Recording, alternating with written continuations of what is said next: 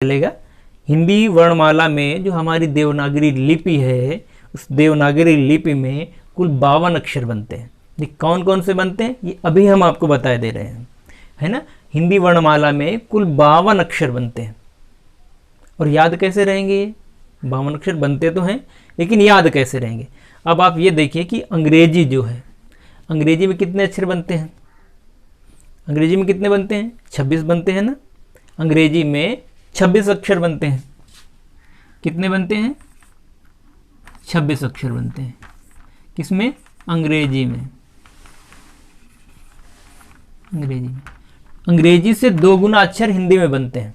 कितने बनते हैं, याद कैसे रहेगा, याद करने का सरल तरीका है। अंग्रेजी में 26 बनते हैं तो 26 दूना 52, 2 का गुणा कर दीजिए बराबर 52, 26 दूना कितना होता है 52। तो हिंदी में जो ध्वनियों की संख्या है, वर्णों की संख्या है, वो कितनी है, 52 है। कभी नहीं भूलेगा ना। और एक ये 52 क्यों रखिएगा, इसकी एक मज़ेदार ट्रिक बताते हैं, आप एक कहानी सुनाते हैं। देखिए अंग्रेजी का एक शब्द होता है YOU, होता है ना, YOU। इसका मतलब क्या होता है, तुम। ठीक है, हमने मान लिया भाई तुम होता है, लेकिन हमारे यहाँ ऐसा नहीं होता है। देखिए हिंदी जो है वो, इसकी एक मज़ेदार ट्रिक यही है कि हिंदी जो है, हिंदी वो अंग्रेजी से 2 गुना अक्षर क्यों बनते हैं। तो हिंदी जो हमारी है वो अंग्रेजी से 2 गुना ज़्यादा समझदार है। समझदार कैसे, अभी इसमें आप आश्चर्यचकित होंगे, अचंभित होंगे कि अरे समझदार कैसे हुई, ये कौन सी बात हुई। देखिए हिंदी में क्या होता है, अंग्रेजी में क्या करेंगे कि अगर तुम कहना होता है तो यू कह देते हैं, लेकिन हमारे यहाँ ऐसा नहीं है। हमारे यहाँ किसी से अगर तुम कहना है, अगर हमारे बराबर वाला है तो हम उसको तुम कह देते हैं। यदि वो हमसे बड़ा है तो क्या हम उसको तुम कहते हैं, नहीं कहते, हम उसको आप कहते हैं। आप कहते हैं ना। यदि वो हमसे छोटा है तो उसको क्या कहते हैं, छोटा है तो उसको तू भी कह सकते हैं। क्या कह सकते हैं, तू भी कह सकते हैं। हमारे बराबर वाला है तो हम उसे तुम कहते हैं, हमसे बड़ा है तो हम उसको आप कहते हैं, हमसे छोटा है तो हम उसे तू भी कह देते हैं। लेकिन अंग्रेजी में क्या इस तरह होता है, नहीं, तुम के लिए भी यू, आपके लिए भी यू और तू के लिए भी यू। बताइए बड़े छोटे का कोई फर्क रहा इसमें, नहीं, बड़े छोटे का कोई फर्क ही नहीं है। हमारे यहाँ ऐसा नहीं है। हिंदी समझदार है, बड़े को आप कहना है, बराबर वाले को तुम कहना है, और जो छोटा है उसे तू भी कह देना है। इसमें क्या बड़े छोटे का फर्क है, नहीं है, कोई फर्क नहीं है बड़े छोटे का, है ना। इसलिए जो है ये हमारी जो हिंदी है अंग्रेजी से 2 गुना ज़्यादा समझदार है, इसलिए इसमें 2 गुना अक्षर बनते हैं। कितनी मज़ेदार ट्रिक रही आपकी, है ना। अब कभी नहीं भूलेगा ना, अंग्रेजी से हिंदी में 2 गुना अक्षर बनते हैं। एक और चीज़ देखते हैं। अच्छा ये इसमें रहता है, आप ये देखिए, आपको केमिस्ट्री लिखना है तो कैसे लिखते हैं, CHEMISTRY,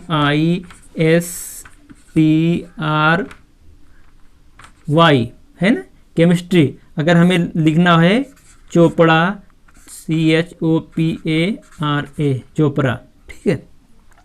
अब बताइए इसको केमिस्ट्री क्यों नहीं बोलते, इसको केमिस्ट्री क्यों कहते हैं। CH का के लिए यहाँ पर CH आ रहा है ना। केमिस्ट्री लिख रहे हैं हम केमिस्ट्री, यहाँ पर चोपड़ा है ना, CHOPARA, चोपड़ा, ठीक है। तो यहाँ पर हम जो CH है वो चा के लिए इस्तेमाल कर रहे हैं, और यहाँ पर हम इसको क्या इस्तेमाल कर रहे थे, केमिस्ट्री में का के लिए इस्तेमाल कर रहे थे। अब बताइए यदि यहाँ पर इसको केमिस्ट्री कहेंगे तो फिर इसको कोपरा क्यों नहीं कहते, या तो फिर भाई इसको भी आप केमिस्ट्री कहिए, केमिस्ट्री ना कह के। तो ये झोल मोल करने वाला क्रम अंग्रेजी में है ना, इधर उधर करके इधर उधर गबड़ घुसेड़ करने वाला क्रम है, ये हिंदी में नहीं होता। हिंदी में इधर उधर नहीं करते, हिंदी में उसका एक व्यवस्थित क्रम होता है, और हर ध्वनि के लिए हर प्रतीक चिन्ह रखे गए हैं, इसलिए उसमें 52 अक्षर हो जाते हैं। इसमें क्या है कि सब जैसे हमको कहना है कैट, तो हमने CAT कैट लिख दिया, लेकिन हमको लिखना है कानपुर, KNPUR, है ना, कानपुर ऐसे लिखते हैं। तो बताइए एक शब्द करिए ना, फिर इसके लिए भी के रखिए, ऐसा कुछ नहीं होता। तो ये सब मेरी बाजार में तेरी बाजार वाला काम अंग्रेजी में होता है, हिंदी में नहीं होता। हिंदी में कोई ध्वनि है तो उसके लिए व्यवस्थित एक व्यक्तिगत तौर पर उसको उस पर एक प्रतीक चिन्ह उसके लिए रखा गया है, व्यवस्थित ढंग से उसका क्रम निर्धारित है, और जबकि इसमें अंग्रेजी में ऐसा कुछ नहीं है। तो हमारी हिंदी साफ सुथरा समझदार है और इसीलिए उसमें 2 गुना अक्षर बनते हैं। कितनी मज़ेदार ट्रिक रही। चलिए अब शुरू करते हैं हम पढ़ना। क्या था हमारे दो तरह से हमने बांटा था उनको, एक तरफ स्वर थे, एक तरफ व्यंजन थे। ठीक है, अब हम स्वरों को पढ़ना शुरू करते हैं और फिर उसके बाद में व्यंजनों को पढ़ना शुरू करेंगे। ठीक है, तो देखिए हमारा जो वर्णमाला है, वर्णमाला में, हिंदी वर्णमाला में कुल कितने अक्षर बने? 52। ठीक है, कितने बन रहे हैं? 52 अक्षर बन रहे हैं। ये कौन कौन से अक्षर हैं पहले हम ये निर्धारित कर देते हैं, फिर उसके बाद में हम स्वर और व्यंजन को एक एक करके उसका व्यवस्थित जो क्रम है, अन्य सभी आधार हैं, उन आधारों पर कितने भागों में बांटा गया, ये सारी चीज़ बताते हैं। पहले आप इन 52 अक्षरों को देख लीजिए कि ये 52 अक्षर हैं वो कौन कौन से हैं। ठीक है, सबसे पहले आपके स्वर आएंगे। स्वर, स्वर में आपका शुरू होगा ये छोटा आ और बड़ा आ। ठीक है, इसको आ, ई, उ, ऊ, और ये आपका री भी आता है, ऋषि वाला री आता है ना, संस्कृत से इसमें हिंदी में भी ले लिया गया है। और इसके अलावा ए आएगा, ए आएगा, ओ आएगा और औ आएगा। ये आपके 11 स्वर बन गए। स्वरों की संख्या 11 होती है, लेकिन बाद में उसमें 2 और मिलाए गए, अयोगवाह। इसको अयोगवाह कहते हैं, अयोग वाह, जिसमें आपका एक आएगा अनुस्वार, इसको अंग से प्रदर्शित किया जाता है, अनुस्वार अंग, और आएगा एक विसर्ग जिसे आहा से प्रदर्शित किया जाता है। ठीक है, ये इनकी संख्या कुल मिला के कितनी बन गई? 11 और प्लस 2 बराबर 13 बन गई ना। 11 और 2 13। अब इधर आएंगे व्यंजन। व्यंजन देखते हैं, व्यंजन, व्यंजन शुरू करिए आप।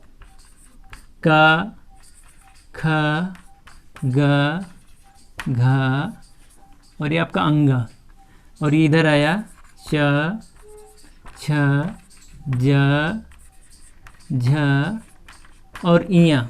ये आपका आया ट, ठ, ड, ढ, आड़ा। ये आपका आया त, थ, द, ध, न। ये आपका आया प, ये आएगा फ, ब, भ और म। ये आपके हो गए स्पर्श व्यंजन। इसके बाद में देखते हैं या, र, ल, व, और फिर उसके बाद में इस पंक्ति में आइए श, शरीफे वाला सा, फिर आएगा भाषा वाला क्ष, और फिर उसके बाद में आता है सरौते वाला स, और फिर आता है ह, फिर उसके बाद में आता है क्षत्रिय वाला क्ष, त्रिशूल वाला त्र, और फिर आता है ज्ञानी वाला ज्ञ, और इसके बाद में एक और अक्षर आता है, वो कौन आता है? श्री वाला स्रा, श्री वाला स्रा। ये भी तो होता है, ये भी तो होता है। इसे नहीं लिखेंगे क्या? कहीं पर लिखना है हमें श्रीमान, श्रीमान लिखना होता है ना, तो हम ये श्री वाला स्रा क्या नहीं लिखते हैं क्या? श्री कैसे लिखते हैं? ऐसे ही तो लिखते हैं, सा बना के नीचे उसके रा तो नहीं लगाते हैं ना, नीचे वाला रा ऐसे तो नहीं लिखते हैं ना, ऐसे थोड़े ना लिखते हैं ना। ये वाला हमने बनाया, ये ऐसे बना देते हैं और ऐसे बनाते हैं, ये हमारा स्रा हुआ। तो यही हमारा यहाँ पर स्रा लिखा हुआ है कि नहीं लिखा हुआ है ना? इसे भी लिखा जाता है। अब जोड़िए कितनी संख्या हुई इसमें। अब यहाँ पर जोड़िए कितने हुए? 5 5 5 5 5, ये हुए 4, ये 4 और ये 4। अभी 2 और रह गए, 2 और रह जाते हैं हमारे। कहाँ पर लिखे हम उनको? इधर लिखे देते हैं। इस लाइन में 2 और आते हैं आपके, ढ़ आएंगे और ढ़ आते हैं। ड़ा और ढ़ा आते हैं, ये भी तो लिखना होता है ना। अगर आपको कहीं पर लिखना है पेड़, आपको लिखना है, क्या लिखना है अगर आपको लिखना है पेड़ या पेड़ा लिखना है, पेड़ा, तो क्या आप करते हैं, पेड़ा लिखते हैं या पेड़ा लिखते हैं। ये डा के नीचे बिंदु लगा देने से पेड़ा बन जाता है ना, ड़ा बन जाता है ना, ड़ा। तो पेड़ा लिखने में हम ये ड़ा का इस्तेमाल करते हैं। और अगर हमें कहीं पर लिखना है बढ़ना या कहीं पर चढ़ना है ना, तो उसमें क्या होगा, बढ़ना हमें लिखना है, बढ़ना। तो हम कैसे लिखते हैं, इस ढा का इस्तेमाल कर देते हैं क्या, नहीं, इसका इस्तेमाल करते हैं, यानी ढा के नीचे डाट लगाते हैं, तब ये बनता है ढ़ा। और हमें ऐसे ही जब कहीं बढ़ना चढ़ना है ना, ऐसे कोई शब्द का इस्तेमाल करना होता है तो उसमें इन अक्षरों का प्रयोग किया जाता है। इनको उक्षिप्त कहा जाता है, इनको द्विगुण भी कहा जाता है। ठीक है, तो संख्या इनकी और मिला लेंगे तो कितनी हुई, 5 2 7। ठीक है, अब जोड़ लीजिए, चाहे 5 5 10 5 15 5 20 5 25 4 29 4 33 4 37 और 2 39। कितनी बन गई आपकी, 39 बन गई। इसमें हम 3 और 9 ये 39 जोड़ देते हैं तो कितनी हो, इसकी संख्या हुई 9 3 12, हासिल लगा 1 1 1 2 2 3 5, कितने बने 52। आपके ये 52 अक्षर निकल आए, है ना।